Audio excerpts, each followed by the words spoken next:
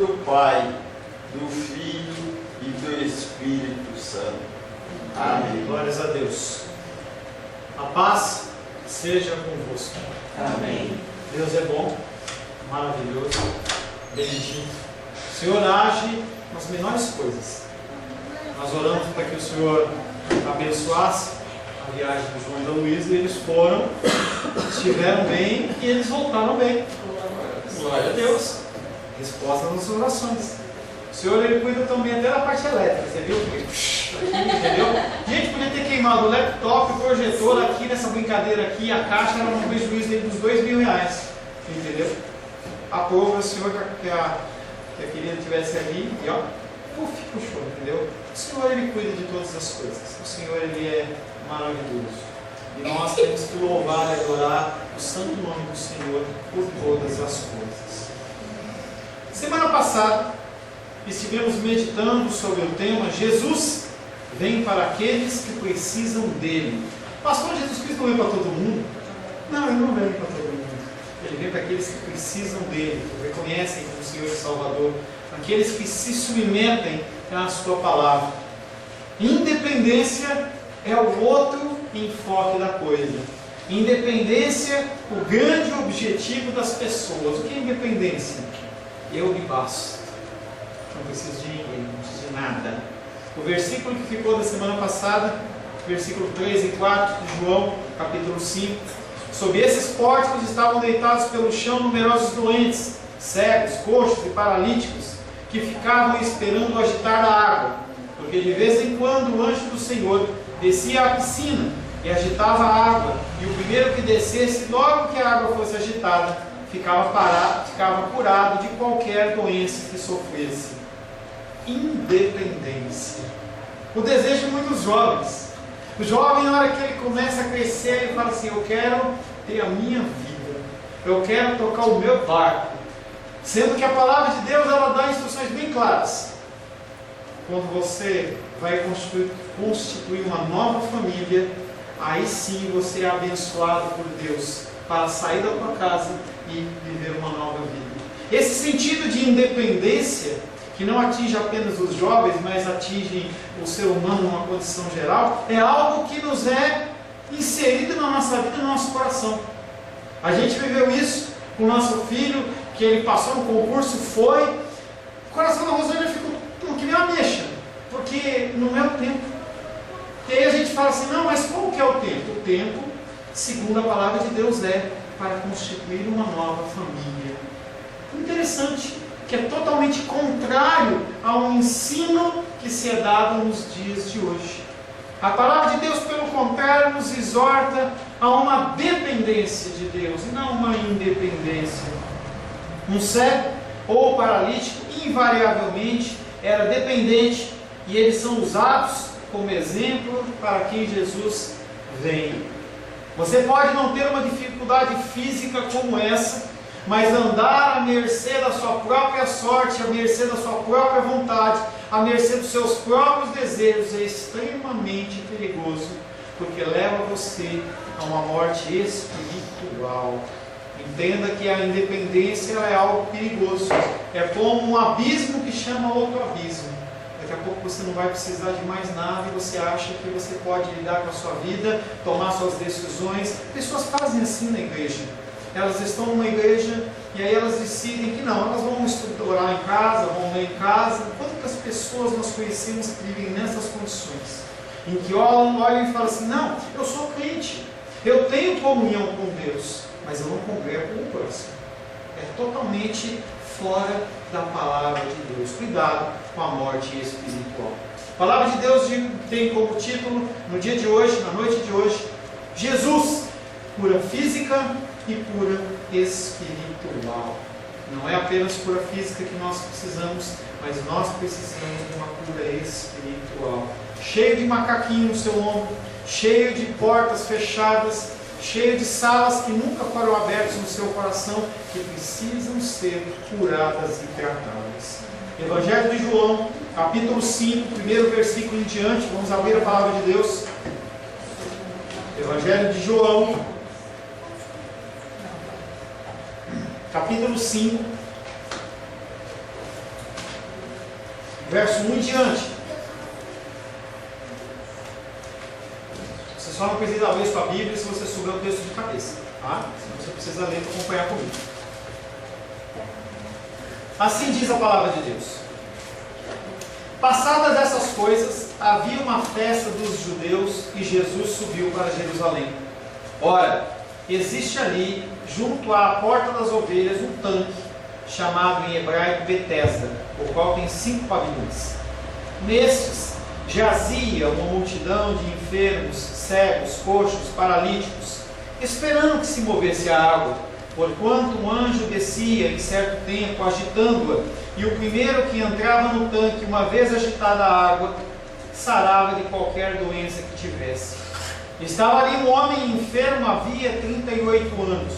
Jesus, vendo-o deitado e sabendo que estava assim há muito tempo, perguntou-lhe: queres ser curado? Respondeu-lhe o enfermo: Senhor, não tenho ninguém que me ponha no tanque quando a água é agitada, pois enquanto eu vou, desce outro antes de mim. Então lhe disse Jesus: levanta-te, toma o teu leito e anda. Imediatamente o homem se viu curado, e tomando o leito pôs-se a andar, e aquele dia era sábado. Palavra do Senhor, amém?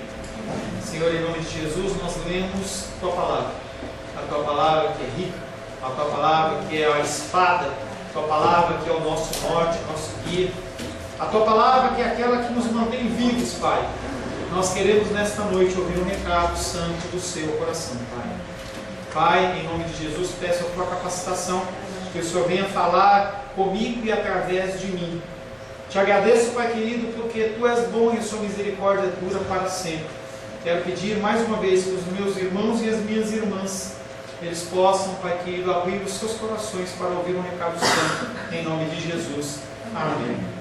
Confesso a vocês que eu estava com uma pequena dificuldade na palavra. Durante a semana eu não solucionei. Hoje, agora à tarde, eu faço uma breve revisão, não solucionei. Agora eu lendo a palavra, veio a solução. Quero chamar a tua atenção no versículo 4.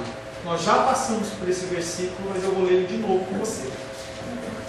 Esperando que se movesse a água, porquanto um anjo descia em certo tempo, agitando-a, e o primeiro que entrava no tanque, uma vez agitada a água, sarava de qualquer doença que tivesse.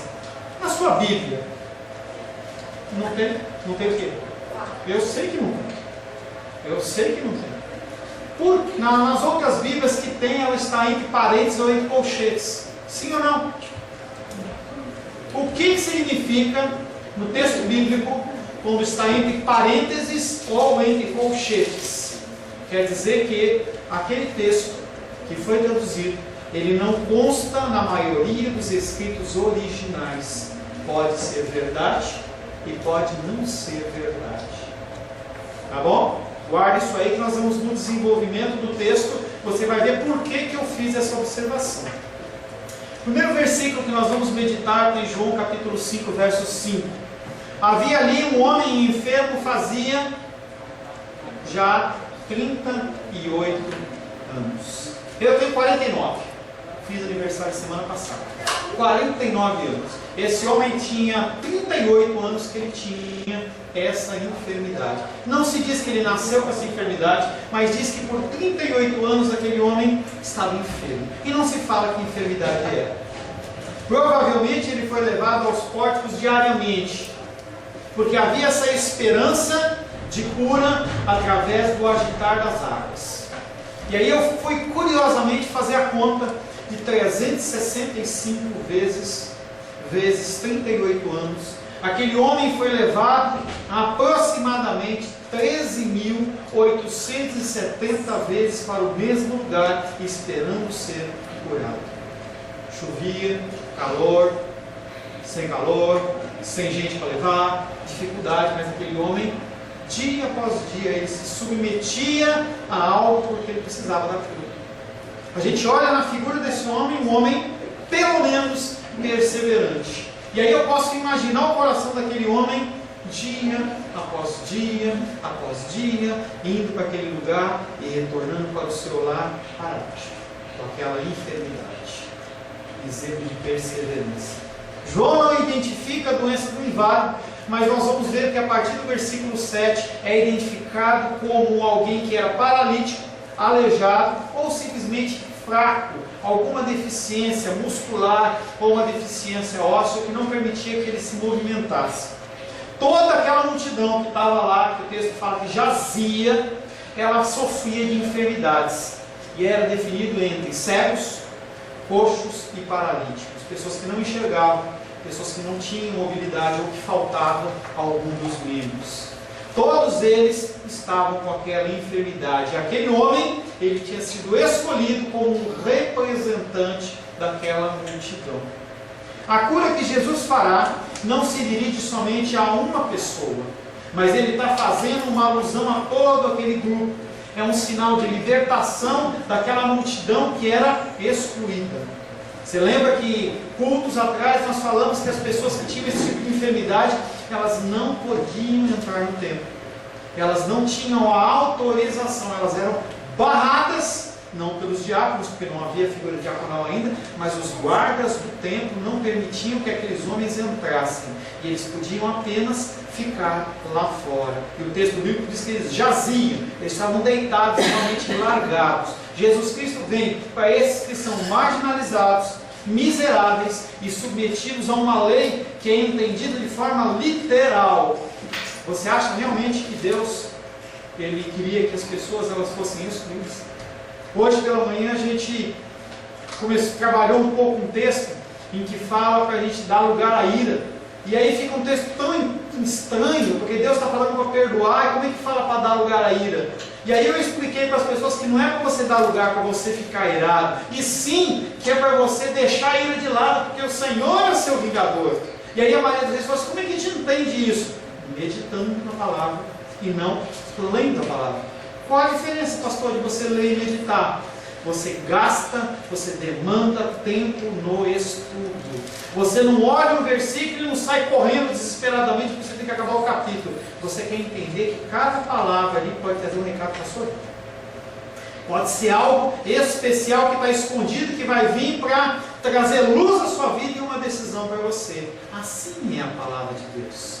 Nesse texto funciona da mesma maneira. Jesus Cristo ele não veio apenas para um, mas ele veio para um grupo, para as pessoas que precisam dele, para as pessoas que necessitam dele. Se você é soberbo no seu coração, se você acha que você se basta, se você acha que você não precisa de nada, que você não precisa de pai, não precisa de mãe, não precisa de filho, não precisa de filha, de tio, nem nada, eu me basto, eu me resolvo, eu me viro, você é o pior dos mortais, porque você vive uma utopia. Se você está dentro da igreja, pior ainda. No dia de juízo você vai realmente ser julgado como uma pessoa independente. Nós somos chamados à dependência. E essas pessoas, elas eram dependentes. Não havia calçada diferente para os cegos, como tem aqui em Brasília. Não havia rampa para você subir. Não havia cadeira de rodas e as pessoas elas necessitavam e dependiam de outras pessoas. Essa ação de Jesus que está se armando aí vai gerar ira e indignação no coração dos líderes religiosos.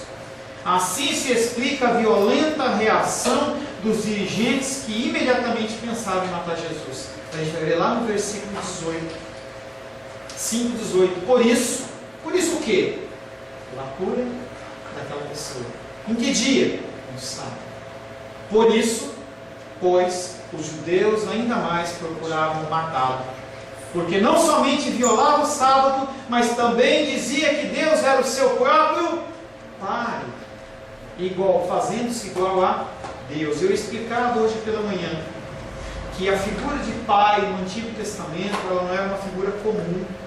O nome de Deus é um nome impronunciável no sentido de reverente. Poucas vezes na Bíblia você vê o nome de Deus, em que a gente lê Deus, Deus, Deus. Tem poucas passagens em que houve pactos, passagem em que houve consagrações de templos, coisas muito importantes. E o judeu não sai falando Deus, Deus, me livre, Deus, ele não sai falando isso. Ele tem muito zelo. E aí, quando Jesus Cristo trata Deus como Pai, porque Ele vem trazendo um novo relacionamento, os judeus ficam indignados, porque eles querem continuar com aquela estrutura. Você quer chegar a Deus? Tem que passar por mim primeiro.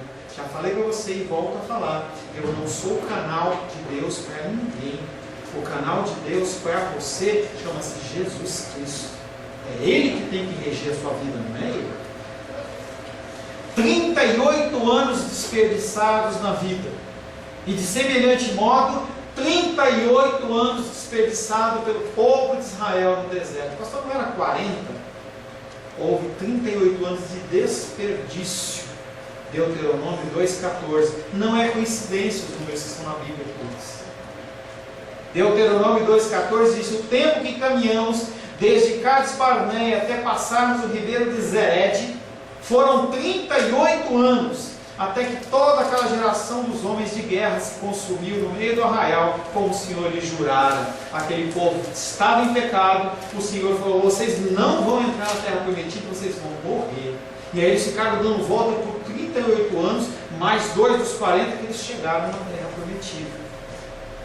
Houve uma necessidade de limpeza. Aqueles que realmente dependiam do Senhor entraram na terra prometida. A gente puxa esse texto para João. O povo marginalizado que precisa de Jesus é o que vai receber a cura, é o que vai receber a libertação. Assim como a água dos potes da purificação de bodas de Caná da Galileia não podiam produzir um vinho novo, da mesma maneira que o poço de Jacó fornecia uma água que não matava a sede definitivamente, da mesma maneira, essa água que essas pessoas estavam fiando a sua confiança não podia curar. Não podia, porque era simplesmente uma superstição. Pastor, e esse texto que está na Bíblia, por que ele está entre parênteses? Era uma superstição. Na Bíblia da Carol não tem. É uma versão da Bíblia. As pessoas, elas acreditavam que isso pudesse acontecer. E aquele homem todo ano voltava lá, não só ele. Acaba criando uma crendice popular. As pessoas acabam acreditando no que elas querem. É o que as igrejas hoje fazem.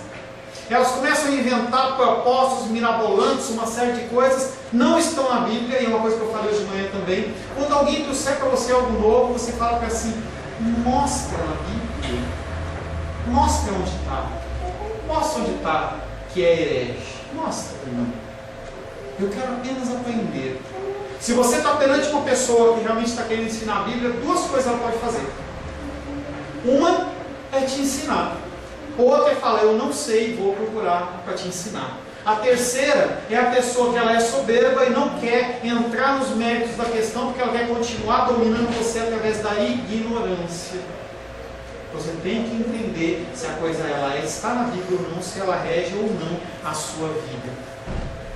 João capítulo 5, verso 6. Jesus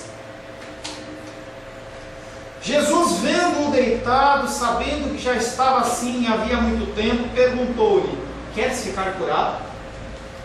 Por que Jesus já sabia? Será que ele perguntou para alguém? Será que ele parou ali e falou assim: quem que é o que ficou mais tempo aqui? A Bíblia não está dando essa intenção. A intenção é que Jesus Cristo ele é Deus, e como Deus ele é onisciente, se ligado ao Pai, e o Pai tinha um propósito através da vida daquele homem, e o Senhor sabia que aquele homem estava ali há muito tempo. E aí Jesus Cristo faz uma pergunta no mínimo curiosa: queres ficar curado? E aí a gente acompanha as dificuldades de saúde, em especial da gordinha, da titia, do irmão Cláudio. Irmão Cláudio, você quer ficar curado? Parece piada, né? No dia você quer ficar livre das suas dores, das suas dificuldades, você poder pular? Você quer? Você quer, titia? Poxa, é uma pergunta interessante que Jesus faz. Que pergunta é essa, Jesus? Não se diz que Jesus foi para a piscina, nem que entrou no recinto. Somente se diz que ele subiu a Jerusalém e que dentro da cidade havia uma piscina.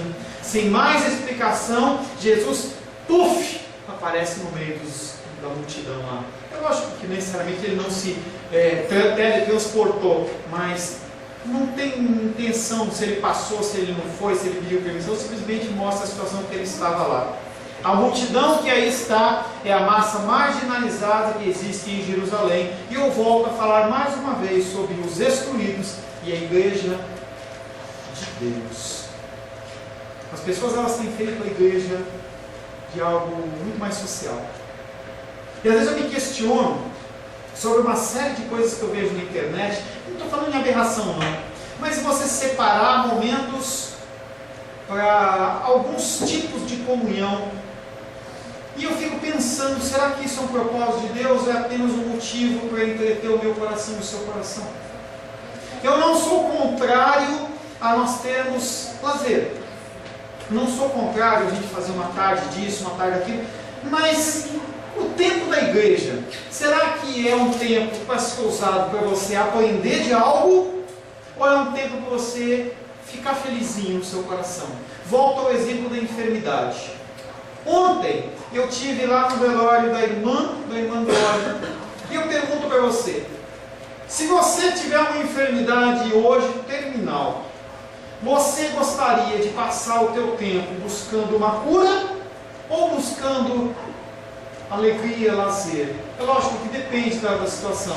Mas numa situação normal, você vai tentar buscar o quê? A cura. Buscar um tratamento, buscar se cuidar, buscar uma série de coisas. E as pessoas elas estão mudando os conceitos. Em vez de você focar no ensino da palavra de Deus, eu vou focar em fazer esse lugar como um grande lugar de diversão.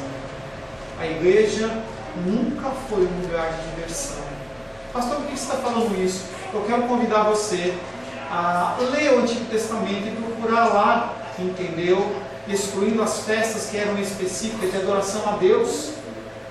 Se tinha momentos de lazer das pessoas, no sentido de eu vou ficar procurando ali, ou vamos fazer uma festa para você ficar contente. Então as festas eram todas de louvor e adoração ao Senhor.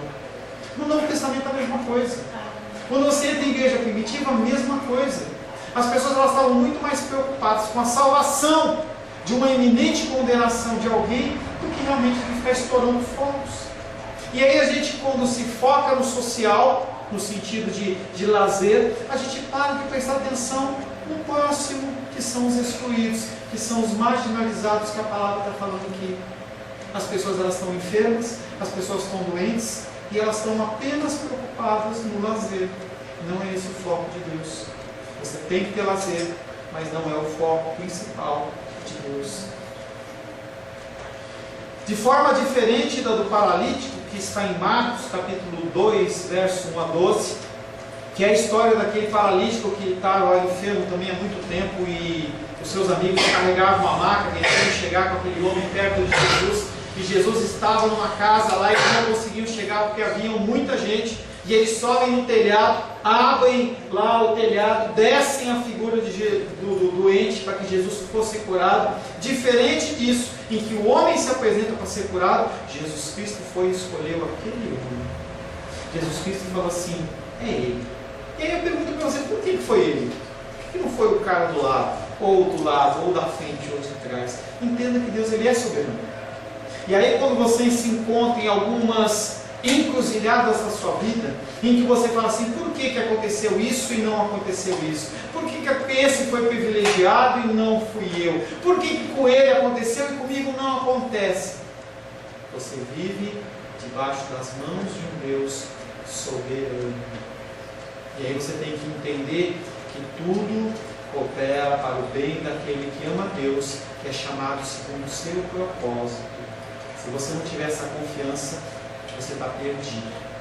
Você vai ficar amargurado. Por que eu estou passando o que eu estou passando? Por que eu estou vivendo o que eu estou vivendo? Pela vontade soberana de Deus. E o que eu estou passando vai ser para a glória e honra do louvor do Senhor. Porque Ele sabe de todas as coisas. São verdades que você tem que começar a incluir no teu coração, para que quando vem o momento da dificuldade, você consiga colocar um pé para trás, um pé para frente, ficar firme, porque o dia mau ele vem. Se você não tem essa firmeza e essa certeza, você sofre. Você acha que você está abandonado, você acha que você não tem ajuda, você não tem cuidado, mas aquele que cuida de mim, cuida de você, chama-se o fiel. Fiel e verdadeiro. Fiel e verdadeiro. Os sinais da longa enfermidade do homem são visíveis. A este homem sem forças, incapaz de movimento e ação, vítima de sua enfermidade e que representa o povo, Jesus Cristo quer dar saúde. Jesus lhe abre a esperança de saúde, oferecendo-se a si mesmo como fonte de vida. Ele não oferece nada a não ser Ele mesmo. Você não tem que oferecer nada para as pessoas a não ser Jesus. Você não tem que oferecer nada às pessoas a não ser o amor de Jesus. Nada a oferecer a não ser a paz de Jesus. Você não tem nada que oferecer do que a provisão que você recebe de Jesus. É isso que as pessoas estão carentes. Você não tem que entrar com julgamento, você tem que entrar com amor. Você tem que entrar com o cuidado do Senhor. As pessoas, elas se colocam, conforme elas vão aprender na Bíblia, elas se colocam como verdadeiros fariseus. Nós não estamos aqui para sermos acusadores. Não quer dizer que você não tem que chamar a atenção das pessoas em amor, como Jesus fez, como Jesus faz. É seu momento, é o seu privilégio de você agir em nome do Senhor Jesus. Jesus Cristo, Ele se oferece a si mesmo, porque Ele é aquele que é o médico dos médicos. Em Lucas 5,31, respondeu-lhe Jesus: os sãos não precisam de médico, e sim os doentes. E aí a gente volta à figura dos excluídos. Você tem bagagem suficiente para falar de Cristo para outras pessoas. Talvez a Sofia ainda não, mas o resto das pessoas tem bagagem sim. Com a pergunta: você quer ser curado? Apresente-se o primeiro passo para a realização de um milagre, que é você ter um desejo por aquilo. Por isso que a palavra de Deus fala: pede, pede. Você não recebe porque você não pede. Quando pede, pede mal. Você pede para satisfazer apenas os desejos do seu coração. Quando você está em comunhão com o Senhor, você não pede para satisfazer o desejo do seu coração. Você pede para satisfazer a vontade do Pai. Filipenses capítulo 4, verso 6 fala: não andeis ansiosos de coisa alguma, em tudo, porém, sejam conhecidas diante de Deus as vossas petições, pela oração, pela súplica, com ações de graça. Aquele homem sofreu 38 anos, e 38 anos ele perseverou. Por que você abre mão tão fácil dos seus desejos, das suas vontades? Por que você desconfia de Deus? Você tem que confiar em Deus. Continua, em algum momento, seja pelo recebimento da bênção, seja pela tua perseverança, o nome de Deus ele vai ser glorificado. Esse tipo de pergunta que Jesus faz, quer ser curado, ele aparece em outras passagens, eu escolhi só uma. Lucas 18:41, que diz: que queres que eu te faça? Respondeu ele: Senhor, que eu torne a ver. Foi o tema da campanha lá de Pentecostes, lá da Igreja Católica. Que queres que eu te faça? Que eu veja, Senhor. A pergunta de Jesus toca no essencial do homem, a vida, que envolve inclusive a capacidade de locomoção daquele homem. João capítulo 5, verso 7. O enfermo lhe respondeu: Senhor, não tenho ninguém que me coloque na piscina no momento em que a água começa a se agitar, e ao chegar lá, outro já desceu antes de mim. Enquanto enfermo, ele não tinha esperança. Respondeu respeitosamente para ele: Senhor. E aparentemente ele acreditava naquela crença que se ele descesse na água, quando a água fosse agitada, ele ficaria curado. Mas essa água não serve para ele como a água do poço de Jacó não matou a sede, ou não iria matar a sede da mulher samaritana. Ele precisa de uma água viva. João capítulo 4, verso 13, afirmou-lhe Jesus que beber dessa água tornará a ter sede. A água do poço de Jacó não matava a sede, e a água do tanque de Betesda não curava. Se você for olhar na história, se você for estudar, você vai ver que não há nenhum lugar na Bíblia dizendo sobre uma cura nesse poço de Betesda. Você encontra em crendices populares da época. Se você for estudar a cultura judaica, as pessoas elas acreditavam, mas não há testificação de cura nenhuma. Simplesmente alguém falou, ou se sentiu melhor. A gente vê bastante isso na televisão. Quem quer ser curado? Quem está com dor não sei o quê? Quem quer, ou você está melhor? Estou. E aí as pessoas elas acabam acreditando que um pastor, um lugar, uma denominação tem uma unção a mais de cura, sendo que a cura do Senhor, ela está aqui, está na tua casa, está em qualquer lugar que você vá, que o Senhor seja realmente pregado, em que o Senhor queira realmente cumprir aquele propósito. Aquele homem, ele não estava olhando para Deus, ele olhava para a água. Você não tem que olhar para a bênção, você tem que olhar para o abençoador. É o abençoador que é aquele que cuida de você, não é um elemento. Outro dia eu estava com uma pessoa lá no meu gabinete, eu oro lá, e aí a pessoa falou assim: poxa, você tem óleo? Cara, tem. Mas para que serve o óleo? Será que o óleo tem algum poder místico?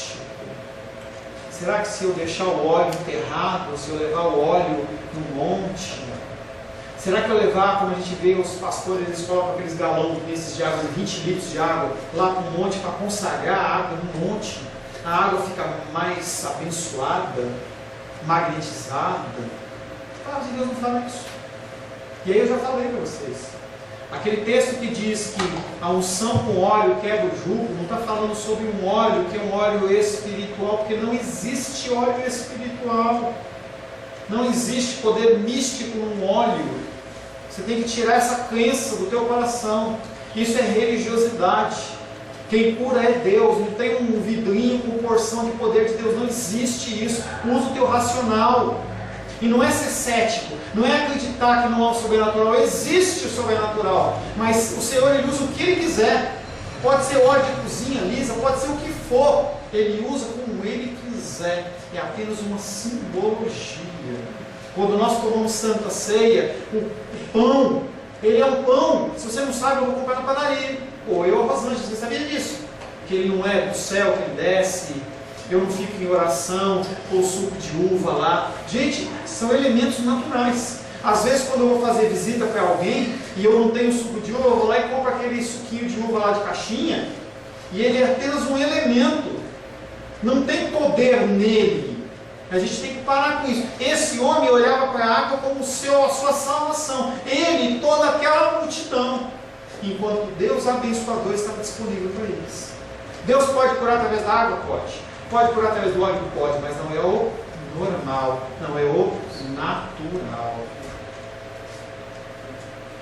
Essa água, a agitação da água, portanto, representa a ilusão do povo oprimido de encontrar remédio em histórias populares. Deus estava tão longe do coração dessas pessoas.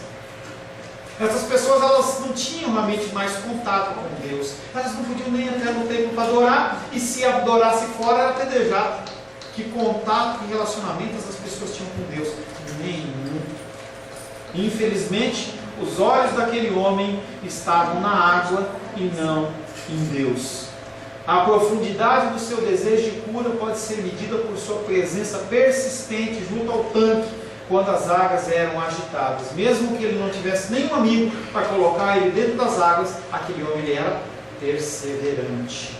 E a perseverança, ela é necessária para a minha vida e a sua vida. Efésios capítulo 6, versos 17 e 18 diz: tomai também o capacete da salvação, espada do Espírito, que é a palavra de Deus, com toda oração e súplica, orando em todo tempo no Espírito, e para isso, vigiando com toda perseverança e súplica por todos os santos. O Senhor, nesse texto de Efésios, está fazendo uma preparação para dizer: o dia mau, ele vem. A enfermidade vem na minha casa, vem na sua casa. A morte vem na minha casa, vem na sua casa. Acidentes, problemas, eles vêm. Se você não tem essas peças da armadura, você desfalece e cai. Quantas pessoas você conhece que ficaram pelo caminho nessa situação? Eram pessoas que eram presentes na igreja, pessoas que ouviam a palavra, que tinham até um cargo na igreja, mas quando veio uma enfermidade grave, quando um ente querido foi levado, a pessoa simplesmente começou a questionar Deus e falou assim: por quê? Eu não acredito mais em Deus. A pessoa não tem os olhos fitos em Deus, está fito nas situações do dia a dia. Depois de você fazer tudo, perseverança. Você tem que continuar caminhando. Apesar da perseverança desse homem, que é uma qualidade, nós vamos ver que ele não é tão correto assim. No caminhar desse texto você vai ver algumas coisas de errado que ele faz. Quando questionado pelas autoridades, ele não pensa duas vezes em acusar quem o curou. Ele nem sabe o nome daquele homem. Pergunto para você, será que você não ia querer saber o nome de alguém que trouxe a cura a você depois de 38 anos de enfermidade? Aquele homem não fez questão. E aí eu me lembro daqueles leprosos. 10 leprosos foram a Cristo, foram curados. Apenas um voltou para glorificar o nome do Senhor. Aqueles homens não estavam preocupados com Deus, com relacionamento, eles queriam a bênção.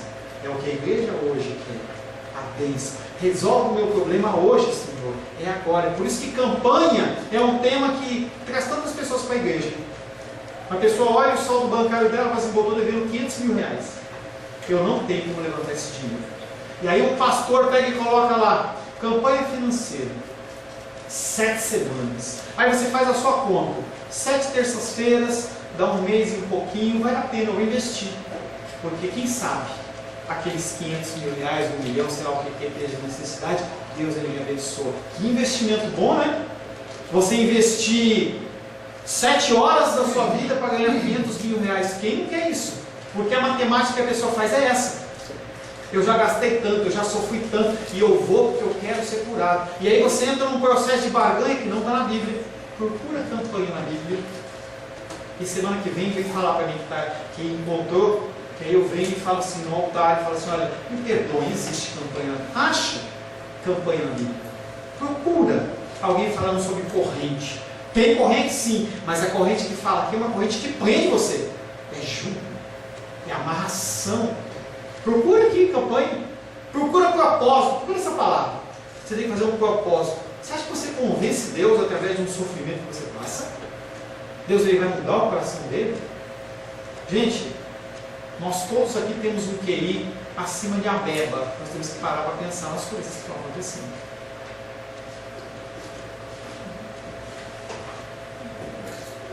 O retrato que João dá desse enfermo no decorrer desse capítulo, ele é pintado com cores muito tristes.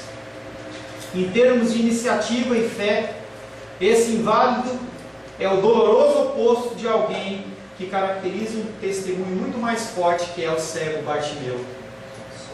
Marcos capítulo 10, versos 46 e 47, fala, e foram para Jericó.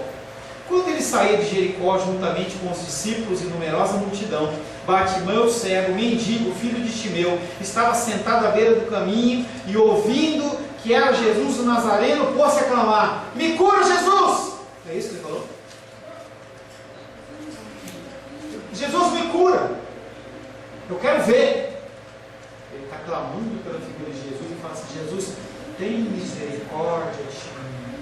Tem misericórdia de mim. Mesmo cego, ele focou no Salvador e não na salvação.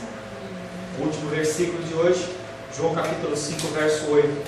Então lhe disse Jesus, levanta-te, toma o teu leito e anda. Jesus responde ao desejo do enfermo da mesma maneira em que ele atendeu o desejo daquele homem, aquele oficial com o filho do rei, porque ele não acreditava que Jesus podia ter poder só se fosse lá, e Jesus Cristo curou lá e curou aqui. A situação sem saída pode ser remediada por Jesus. Logo Jesus lhe dá a saúde e com ela a capacidade de agir por si mesmo, sem depender dos outros. A saúde chega-lhe de onde não esperava e sem clamor. A palavra de Jesus Cristo é poderosa e cura o homem. Salmos 29, 4 e 5 fala dessa voz poderosa. A voz do Senhor é poderosa. A voz do Senhor é cheia de majestade. A voz do Senhor quebra os cedros. Sim, o Senhor despedaça os cedros do Líbano. A palavra de Jesus também instrui o homem, porque é o objetivo da palavra, trazer cura, libertação e instrução. E ele olha para aquele homem e fala, toma o teu leito e anda. Jesus não o levanta, não estende a mão, mas capacita aquele homem a fazer o esforço dele todo sozinho. Sua ordem é tripla, levanta-te, toma o teu leito e anda. Bastaria a primeira e talvez a última para indicar a cura e a liberdade, mas aí se fala da maca também. A maca, normalmente feita de palha, leve bastante para ser enrolada e facilmente carregada por uma pessoa saudável. uma pessoa enferma não conseguia carregar. E você sabe como é difícil. Eu acompanho a vida do irmão Cláudio, acompanho o Lurdinho, acompanho a titia. Dificuldade motor. Às vezes uma coisa que é tão simples para nós, para elas e para ele, se torna mais difícil. Esse homem, uma simples maca, ele não conseguia enrolar e carregar ela. A ordem era particularmente adequada a todos os paralíticos curados. O indivíduo curado não estava cambaleando, nem tinha mais uma saúde duvidosa. Gente, analisa esse milagre. Aquele homem ficou 38 anos sem andar. Você já ficou deitado na cama mais que 3 meses? Eu já fiquei. Eu fiquei 3 meses quando eu me acidentei. Quando eu levantei, as minhas pernas elas formigavam de uma tal maneira porque a circulação ela não funciona. O corpo não entende. É como se você estivesse dormindo em cima do braço, que ele fica todo pinicando. É assim que fica a perna. E você levanta todo trôpego. Esse homem, depois de 38 anos, ele levantou, ficou em pé, baixou, enrolou a esteirinha dele e colocou em cima do ombro, sem, não tinha muleta, não tinha lugar para me apoiar, não tinha nada.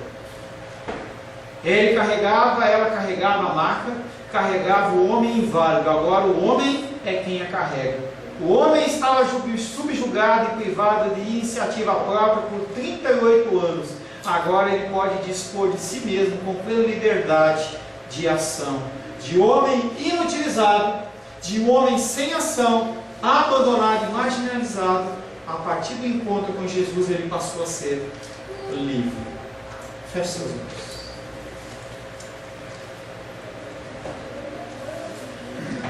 Senhor Deus, nós te louvamos pela palavra desta noite.